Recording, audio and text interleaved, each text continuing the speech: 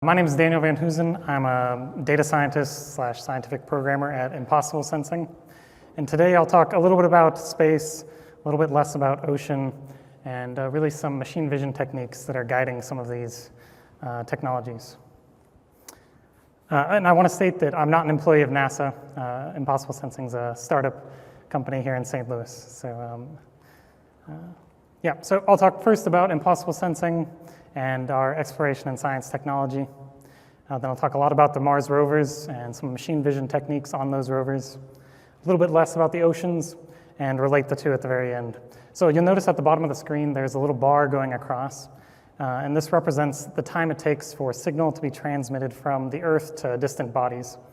And so this is traveling at the speed of light to scale. So the first thing it passes is the moon, which it only takes about 2 seconds to pass the moon. Then when Mars is at its closest distance to Earth, it takes about 3.5 minutes for signal to get there. When Mars is at its furthest distance from Earth, it takes about 23 minutes for light to get there. And the fourth icon is Jupiter, and it takes about 35 minutes to get there. So if you intuit a little bit, this is just really a fancy way of me timing my presentation. All right, so Impossible Sensing was founded in 2016 by Pablo Sobran. And we develop custom optoelectronics for sensing equipment and for analytics. And our goal here is to implant these devices in the most extreme environments possible. And that includes in space and in the deep ocean. And we're located here in St. Louis. So here are a couple of our technologies. We really focus on spectroscopy. So that's light-based interactions with matter in order to determine things like mineral content, elemental composition. We also do custom optoelectronics. The top right-hand corner is an example of a LiDAR instrument we're working on for NASA. Bottom left-hand corner is a multi- or hyperspectral imaging camera. And then a couple of other technologies, including surface-enhanced Raman spectroscopy and portable laser-induced breakdown spectroscopy instrument. So I've said a lot of fancy words, but let's really dive into it. So say you're interested in studying a hydrothermal vent 1,500 meters below the surface of the ocean. So what we're going to do is we're going to send a bot down there, and that bot will contain some high-intensity light source like a laser. And when the light hits the sample, it'll interact with the matter in such a way that it excites the matter. And then that excitation will go back down close to something called the lowest energy state of the ground state and produce light that we collect. And so in general, there are lots of energy states of matter. When the light strikes those, they excite them, and then when the sample condenses back down to some lower energy state, the energy difference gives off as light, and we collect that light. And so that collected light, as a function of the wavelength, gives us a fingerprint for a material, either an elemental fingerprint or a molecular fingerprint. So these are a couple of examples of Raman spectroscopy, Raman spectrum. The first is an Antarctica extract showing a signature of beta-carotene, and the second is a mineral, anhydrite. And there are, of course, a bunch of different types of spectroscopy, and the two we focus on are Raman and LIBS, laser-induced breakdown spectroscopy. So what's the motivation behind exploration? So of course, NASA wants to sustain life beyond low Earth orbit, beyond where the International Space Station is, and understand how the universe formed, in particular our solar system, and explore the potential for life inside our solar system and elsewhere. And the lesser-known motivation here is to support economic growth. And NOAA and the ocean really have very similar goals. They want to understand the Earth better, to predict changes in climate, weather, oceans, and our coasts. But they're also interested in conserving and managing marine ecosystems and the resources within them.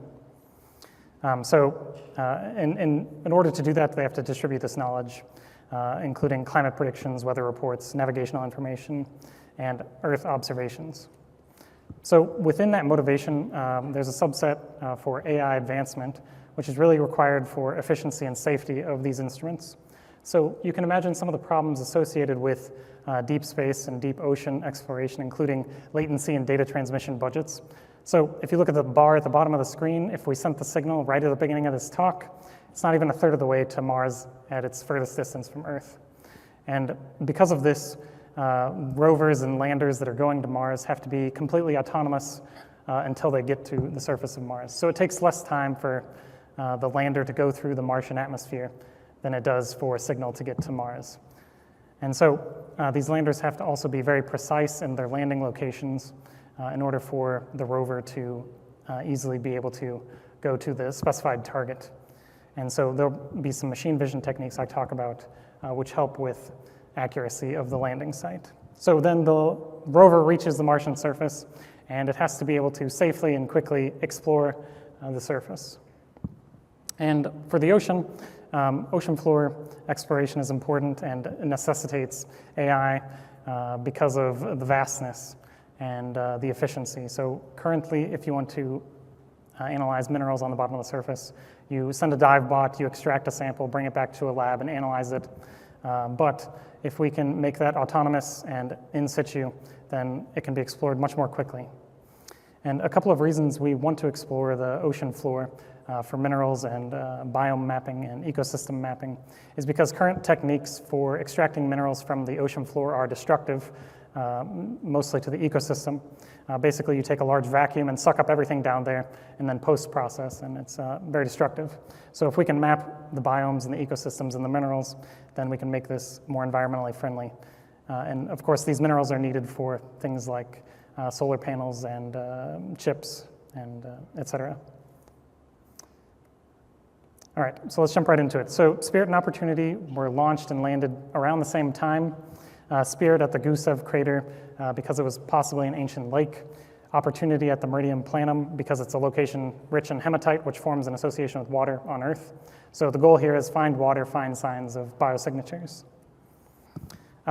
Spirit launched in 2003, landed in 2004, and the goal was to survey Martian mineralogy as well as search for evidence of water and determine if the surface of Mars was conducive to life at any point. The Mars exploration rover Spirit used solar panels, and when fully illuminated, they produced 140 watts of power. And Spirit's last contact was in 2010, and the reason for this was it got stuck in a sand trap, which we'll discuss here in a bit. Opportunity launched 2003, landed 2004. Same goal, different location, and Spirit and Opportunity are identical, so they have the same components. Again, solar panels for power. All right, so hardware and instruments on the two rovers are identical. They both use an IBM RAD 6000 flight computer. And RAD just means it's radiation hardened. It may not be state-of-the-art, maybe 5 to 10 years away from being state-of-the-art, but it's been fully tested such that NASA's convinced it can withstand the radiation in space. Both instruments have 4 pairs of stereo cameras for navigation and hazard avoidance, as well as for just imaging the Martian surface, and a host of other scientific instruments, including spectrometers and for determining the composition of the regolith and the atmosphere. So how do we get data from Mars? Each of the rovers has a couple of different antennas. One is for direct transmission to and from Earth, and that uses an X-band.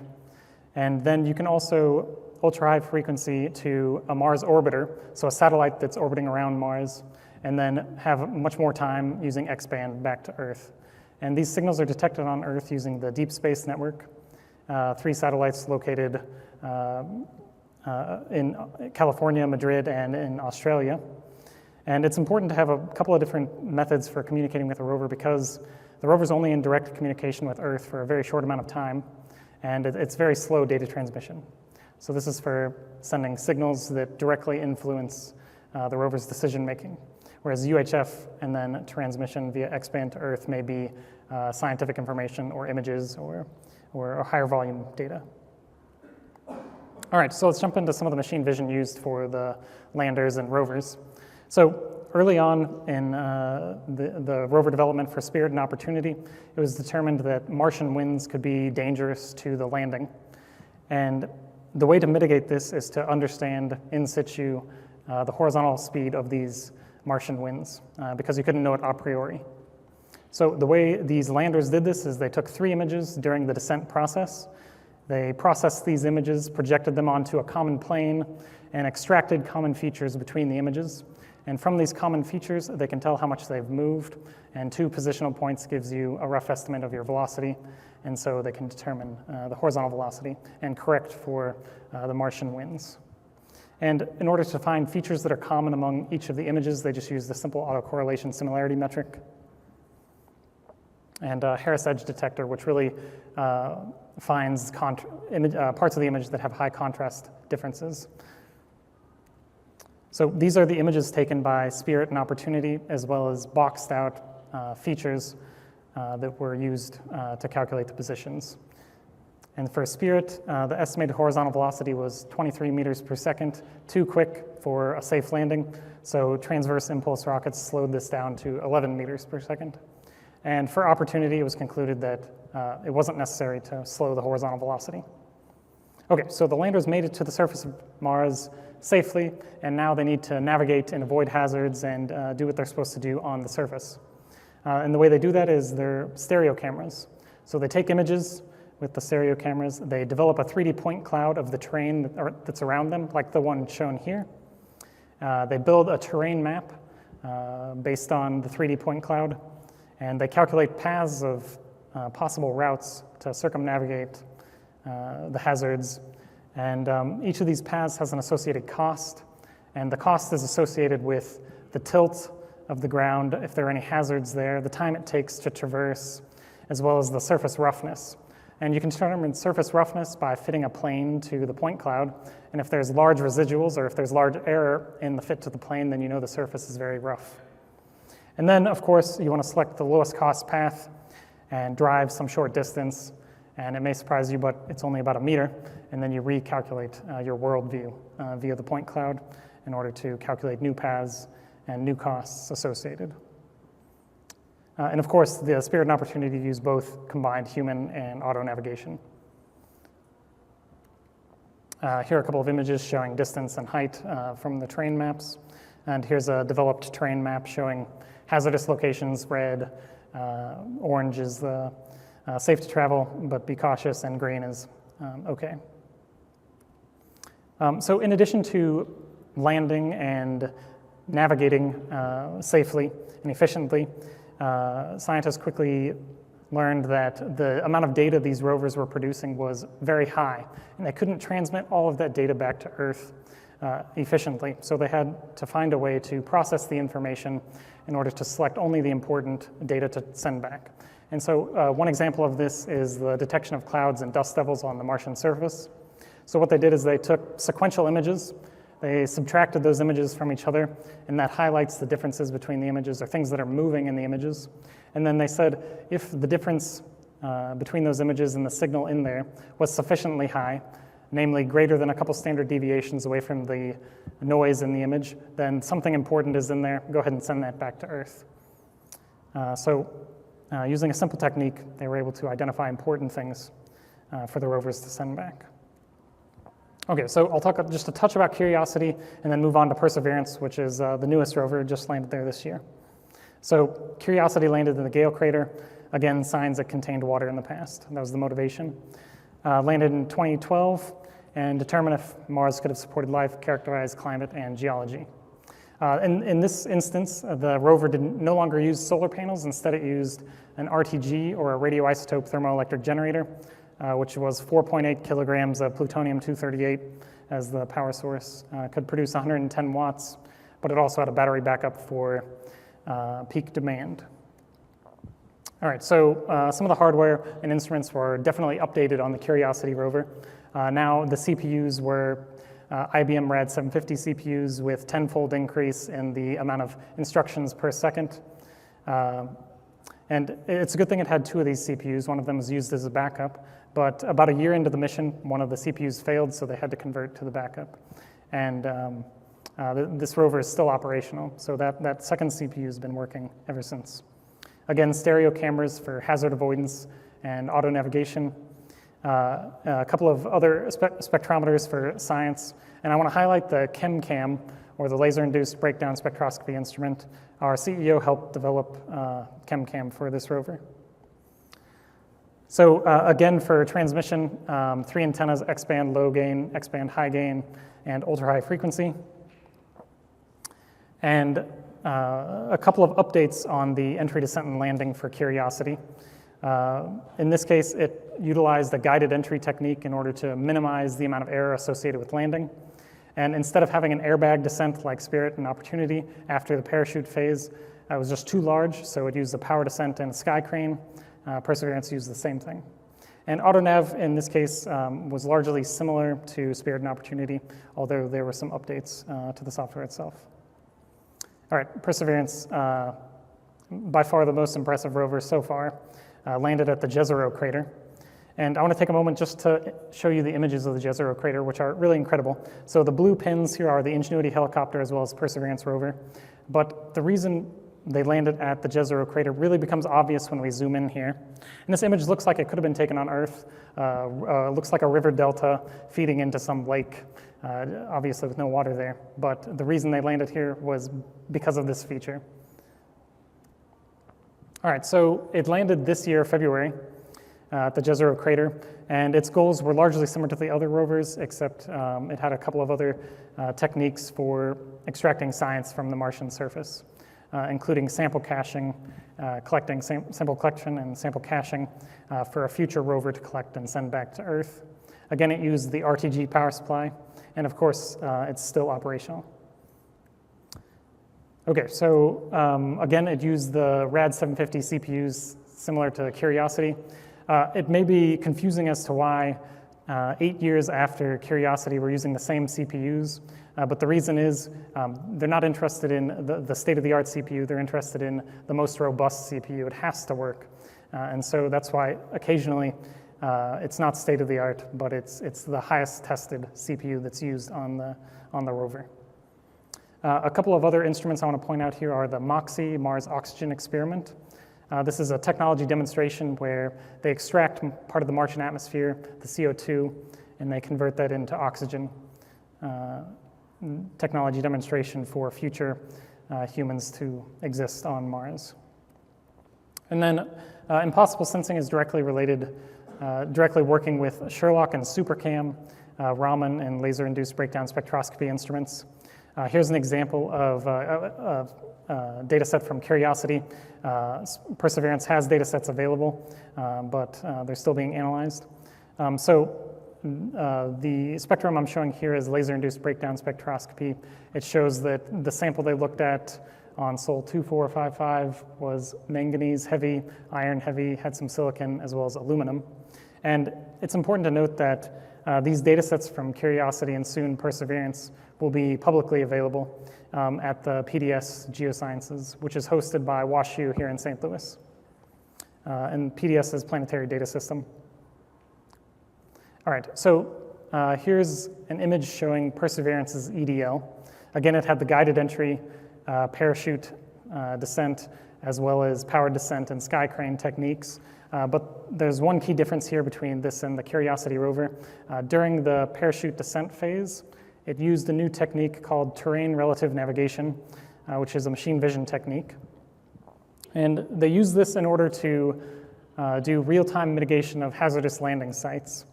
So during the parachute descent phase, the lander took images of the ground, processed these images, compared them to a database of images from the orbiters that are going around Mars, and searched for features inside these images, again using locations of high contrast differences like mounds or crevices, things like that. Found these features inside the map that they're comparing to and extracted the relative location compared to the ground for a bunch of different points. So you have a bunch of different points as well as time information. You can calculate a trajectory as to where you're going to land. If this landing site is in a known hazardous location, then you divert. And NASA predicted that the successful landing probability went from 85% to 99% using terrain relative navigation. So Perseverance 2 landed safely and began navigating on the Martian atmosphere. Here you can see a simulation of the first auto navigation on the Martian surface. If you look closely, you can see various paths being examined by the rover. And it's important to note that this is sped up by 50 times. So rovers really do navigate quite slowly on the Martian surface in order to avoid hazards.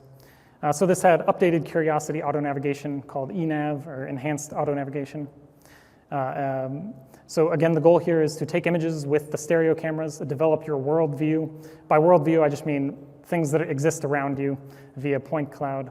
Develop a terrain map. From that terrain map, calculate paths, calculate the costs associated with those paths, and select the lowest cost viable path. Another thing that Perseverance had that the previous rovers didn't was called visual odometry. So as the rover is moving across the Martian surface, it would image the ground and extract features from those images, just like terrain relative navigation.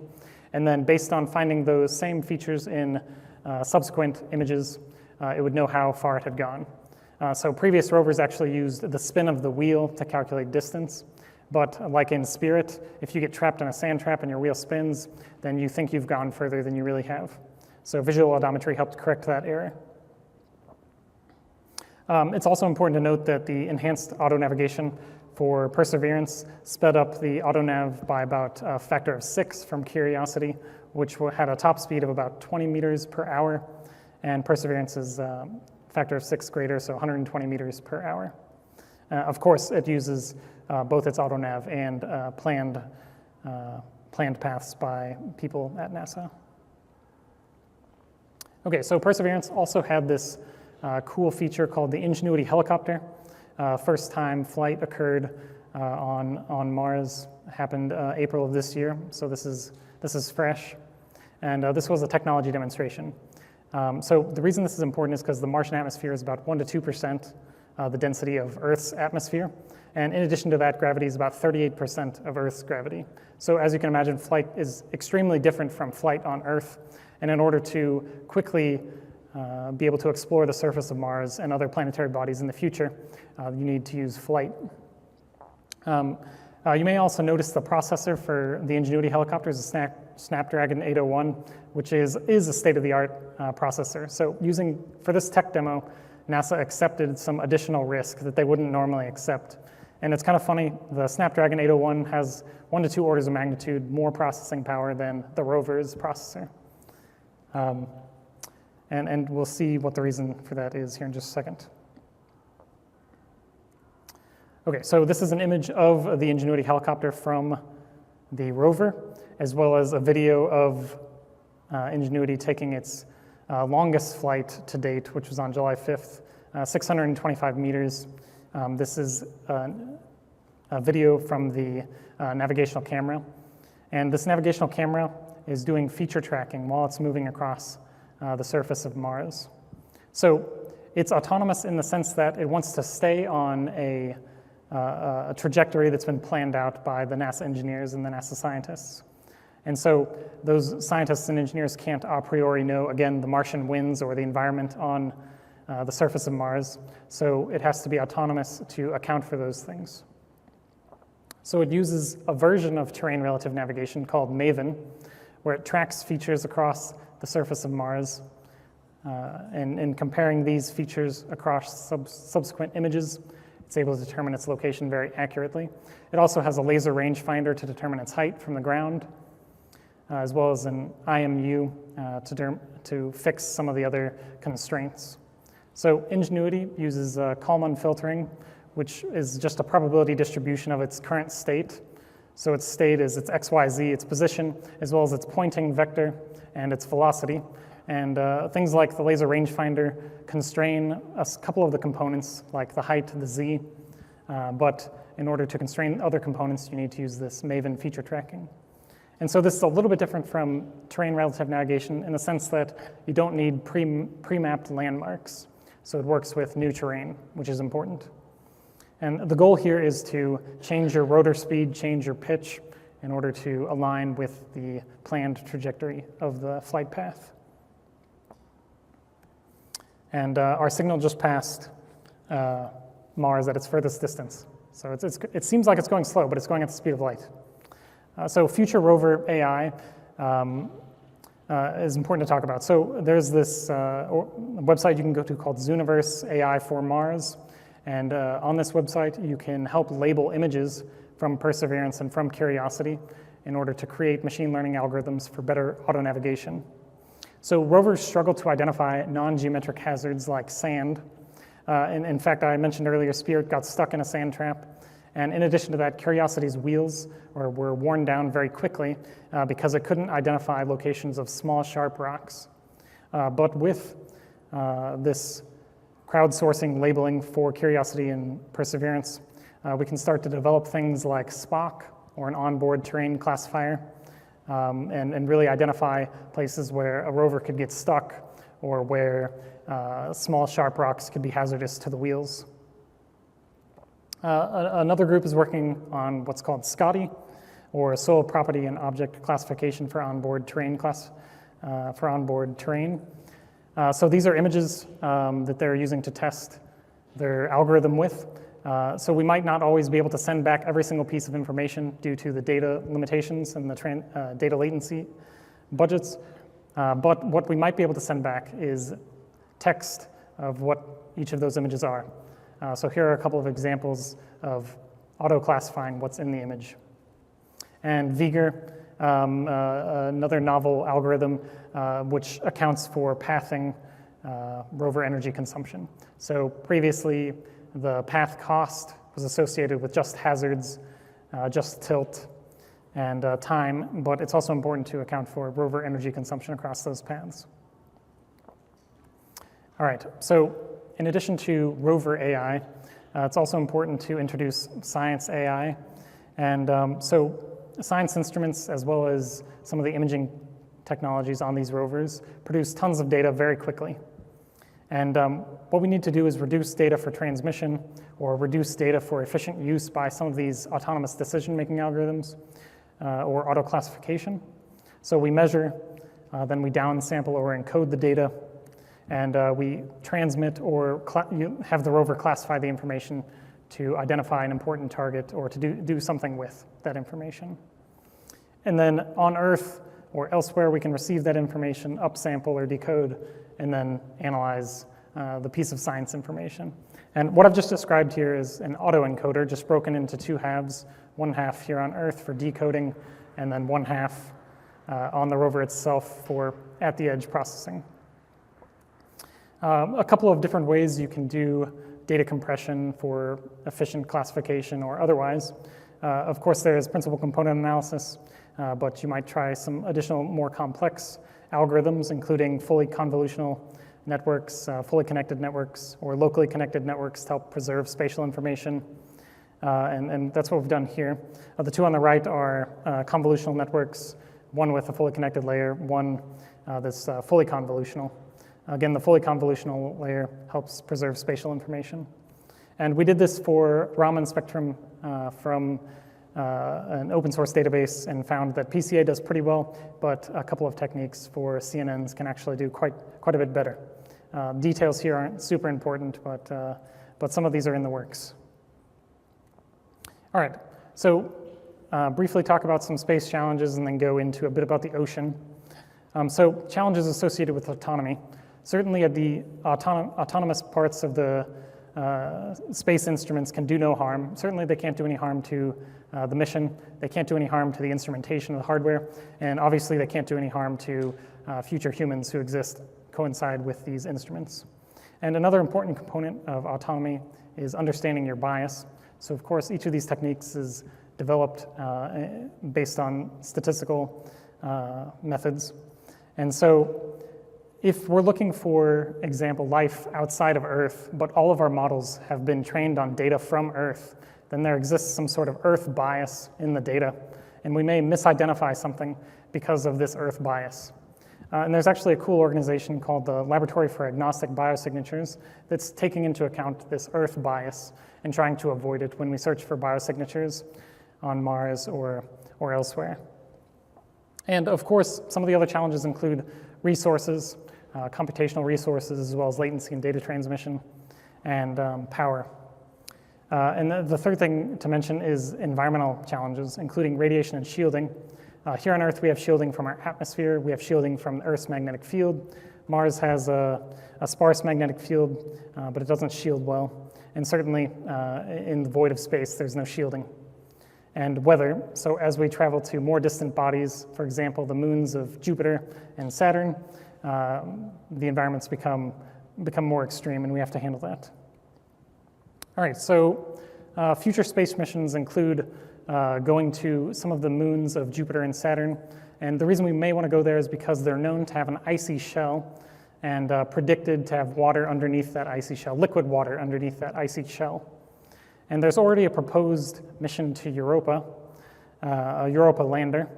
And the goal on this lander eventually would be to study the expected hydrothermal vents that exist on the sea floor in this liquid water under the icy shell of Europa. And the reason this is interesting to study is because there's actually a theory here on Earth that a German scientist proposed called the iron sulfur world theory that suggests that life started near or at hydrothermal vents. So hydrothermal vents are located in regions of high volcanic activity at the sea floor. And so there's hot fluid mixed with minerals, mixed with salt, the perfect environment for life to exist, for life to start. And in addition to that, this is sort of the sleight of hand segue into Earth's oceans. We need to prove concepts in our own oceans, prove technology works there before we can really take it to these ocean worlds of the moons of Jupiter and Saturn. So Q, in the Invader mission that Impossible Sensing is working with SETI and the University of Washington on. So the Invader mission is to study hydrothermal vents off the coast of Oregon at 1,500 meters below the ocean floor. Here's an image of a hydrothermal vent.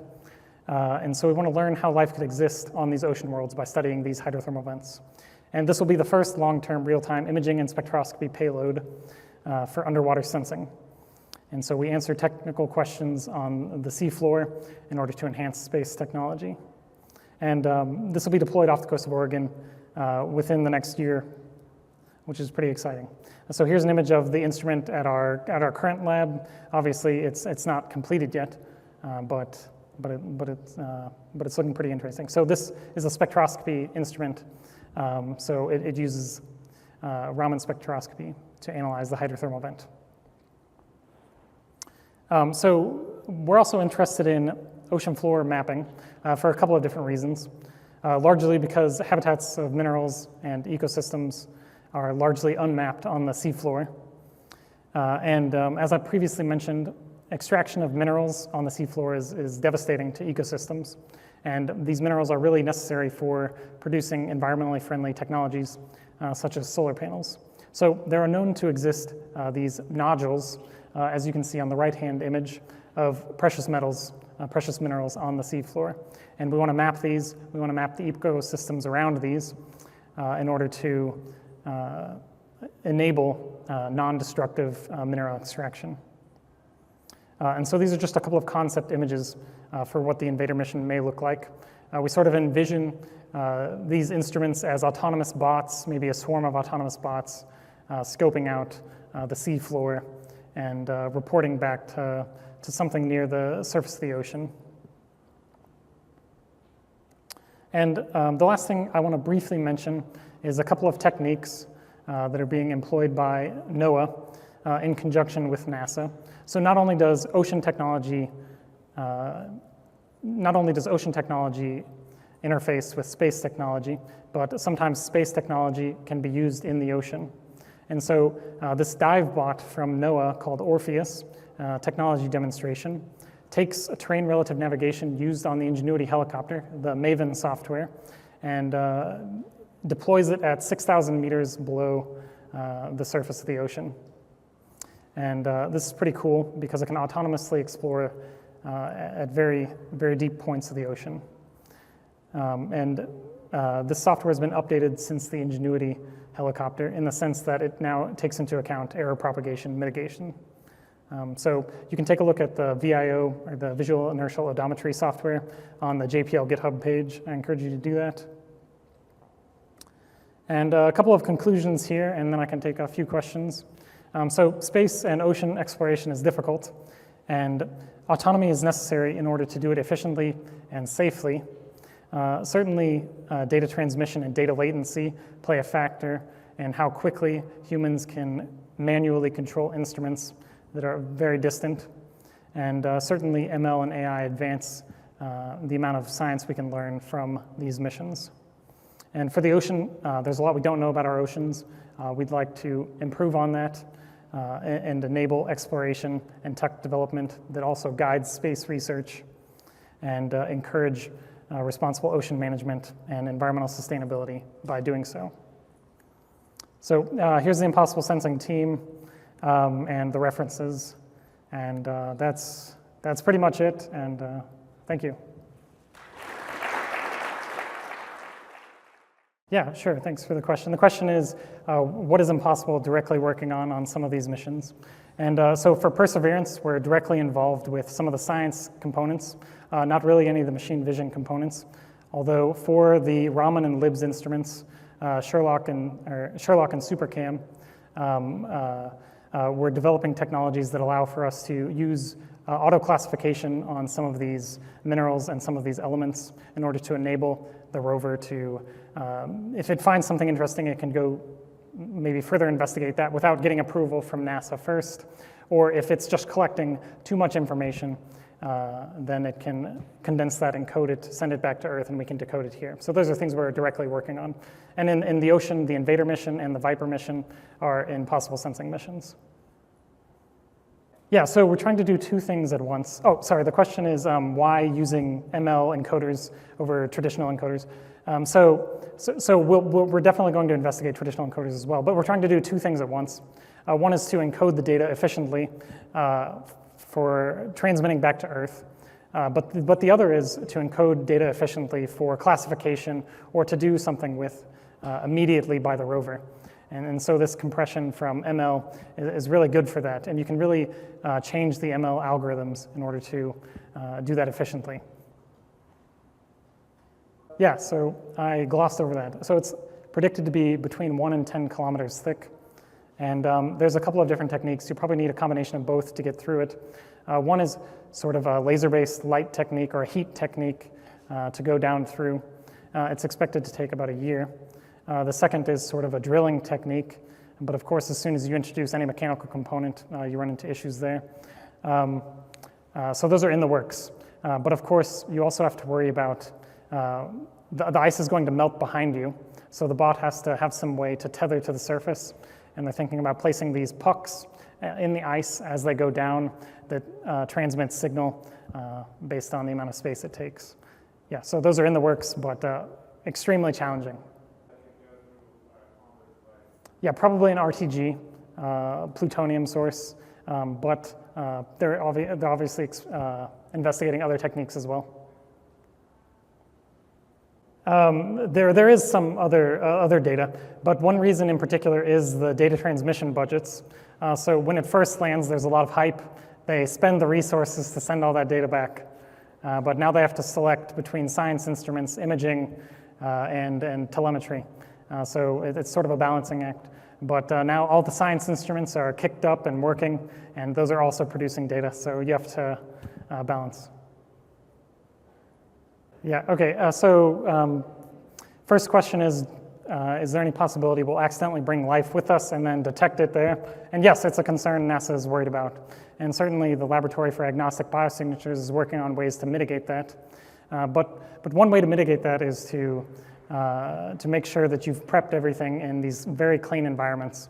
And then once you send it there, you need to test your instruments, look around, look at yourself before you look elsewhere in order to find life. And the second question was, maybe it'll become too challenging to do different things, and sort of maybe we've reached the frontier, and what are sort of expectations there? So, okay, so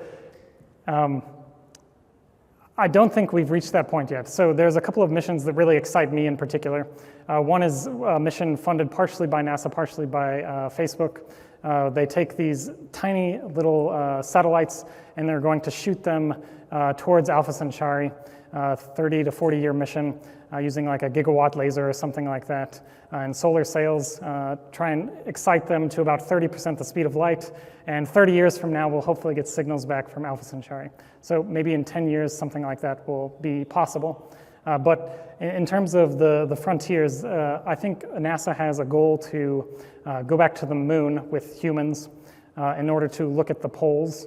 There are some interesting things at the poles, a lot of resources there, and maybe the poles could be sort of a bounding point to future exploration. So I don't think we're quite at the point yet where we can say, it's either too difficult to go further or we've done it all. So not in my opinion, at least. So yeah, thank you.